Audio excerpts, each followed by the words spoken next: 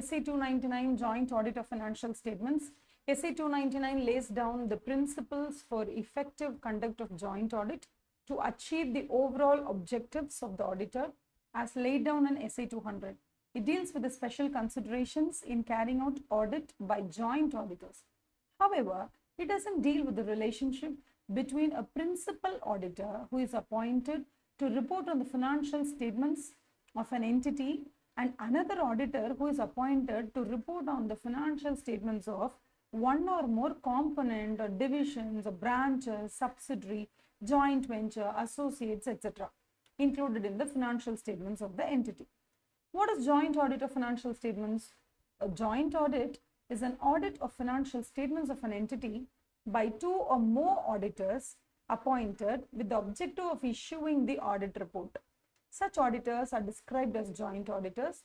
The practice of appointing more than one auditor to conduct the audit of large entities has been in vogue for a very long time, sometimes voluntarily by the shareholders or sometimes due to the requirements of laws or regulations. Such auditors, known as joint auditors, conduct the audit jointly and report on the financial statements of the entity. For example, Section 139, subsection 3 of the Companies Act 2013 provides that members of a company may resolve to provide that the audit shall be conducted by more than one auditor. Now, moving on to objectives in accordance with SA 299. The objectives in accordance with SA 299 are as under: to lay down broad principles for the joint auditors in conducting the joint audit, to provide a uniform approach to the process of joint audit, to identify the distinct areas of work and coverage thereof by each joint auditor, to identify individual responsibility and joint responsibility of the joint auditors in relation to audit, to lay down, so next we move on to audit planning, risk assessment and allocation of work. The engagement partner and other key members of the engagement team from each of the joint auditors shall be involved in planning the audit. Overall audit strategy that sets the scope, timing and direction of the audit and that guides the development of the audit plan shall be established jointly. Prior to the commencement of the audit, the joint auditors shall discuss and develop a joint audit plan. In developing a joint audit plan, the joint auditors shall A. Identify division of audit areas and common audit areas among the joint auditors that define the scope of the work of each joint auditor.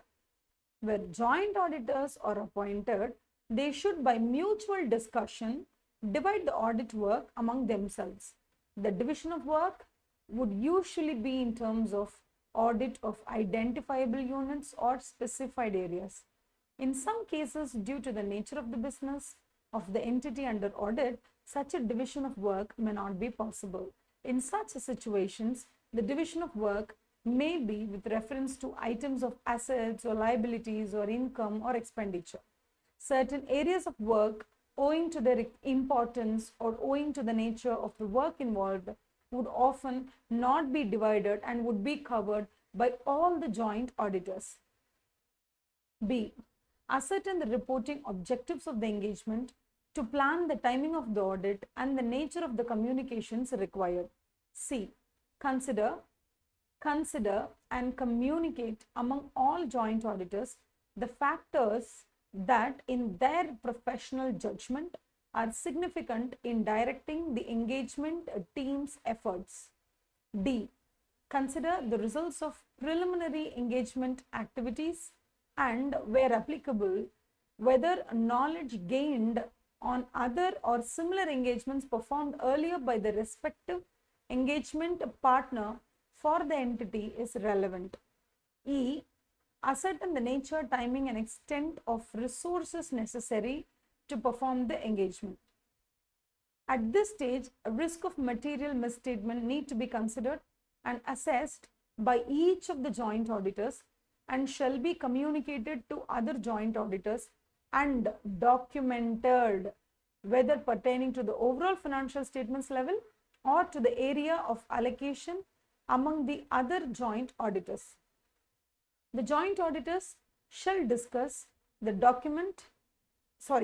joint auditors shall discuss and document the nature, timing, and extent of the audit procedures for common and specific allotted areas of audit to be performed by each of the joint auditors, and the same shall be communicated to those charged with governance. The joint auditors shall obtain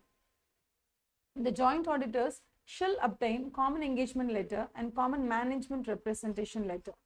After identification and allocation of work among the joint auditors, the work allocation document shall be signed by all the joint auditors, and the same shall be communicated to those charged with governance of the entity. The documentation of allocation of work helps in avoiding any dispute or further confusion which may arise among the joint auditors regarding the scope of work to be carried out by them. Further, the communication of allocation of work to the entity helps in avoiding any dispute or confusion which may arise between the entity and the joint auditors. Next one, responsibility and coordination among the joint auditors. The audit process involves obtaining and evaluating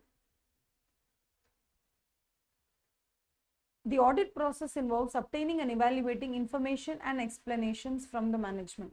This responsibility is shared by all the joint auditors unless they agree upon a specific pattern of distribution of this responsibility.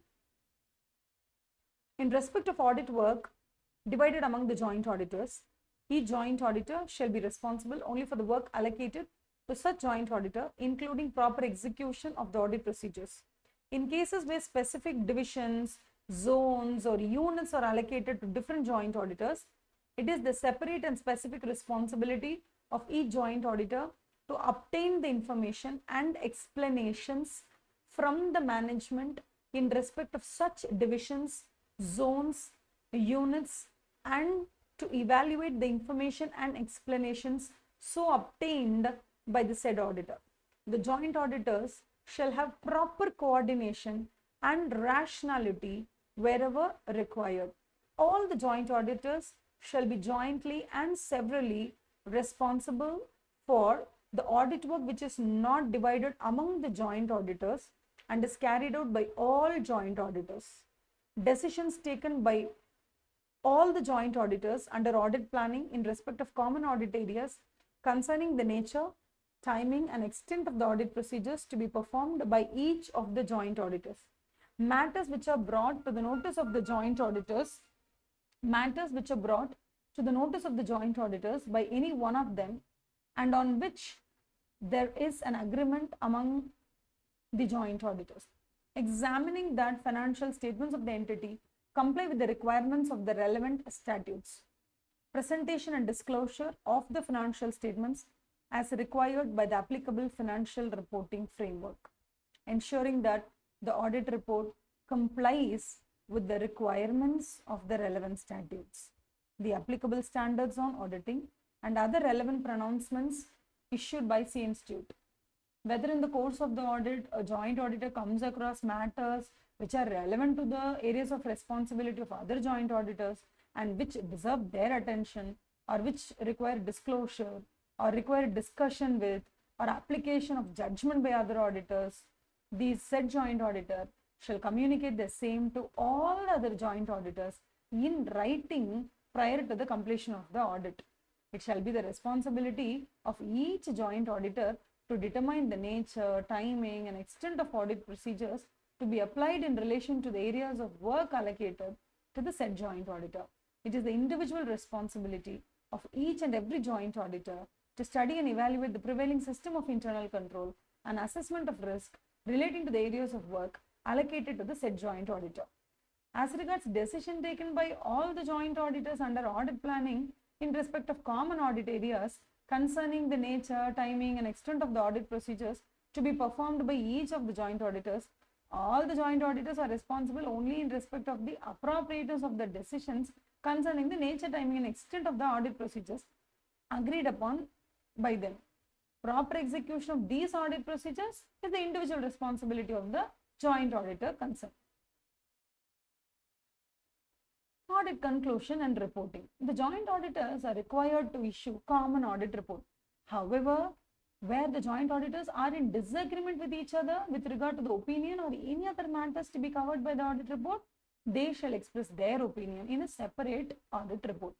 A joint auditor is not at all bound by the views of the majority of the joint auditors regarding the opinion or matters to be covered in the audit report, and he shall express his opinion formed by the said joint auditors in separate audit report in case of disagreement with others. In such circumstances, the audit reports issued by the joint auditors shall make a reference to the separate audit reports issued by the other joint auditors. Further, separate audit report shall also make a reference to the audit report issued by other joint auditors. Such reference shall be made under the heading Other Matters paragraph as per SA 706. Each joint auditor is entitled to assume that the other joint auditors have carried out their part of the audit work and the work has actually been performed in accordance with SA issued by the C Institute, and it is not at all necessary for a joint auditor to review the work performed by other joint auditors or perform any test in order to ascertain whether the work has actually been performed in such a manner.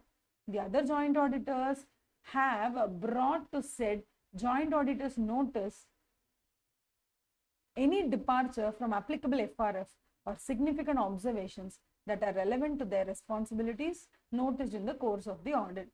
Where financial statements of a division or branch are audited by one of the joint auditors, the other joint auditors are entitled to proceed on the basis that such financial statements comply with all the legal and regulatory requirements and present a true and fair view of the state of affairs and of the results of operations of the division or branch concerned. Before finalizing their audit report, the joint auditors shall discuss and communicate with each other their respective conclusions that would form the content of the audit report. Communication with those charged with governance. When the joint auditors expect to modify the opinion in the auditor's report, the joint auditors shall communicate with those charged with governance the circumstances that led to the expected modification and the proposed wording of the modification to ensure compliance with SA 705. If the joint auditors expect to include an emphasis of matter or other matter paragraph in the auditor's report, the joint auditors shall communicate with TCWG regarding this expectation and the proposed wording of this paragraph to ensure compliance with SA 706. With this, we are finishing SA 299. Have a happy day. Thank you for listening to this podcast. All the best for your preparations, guys.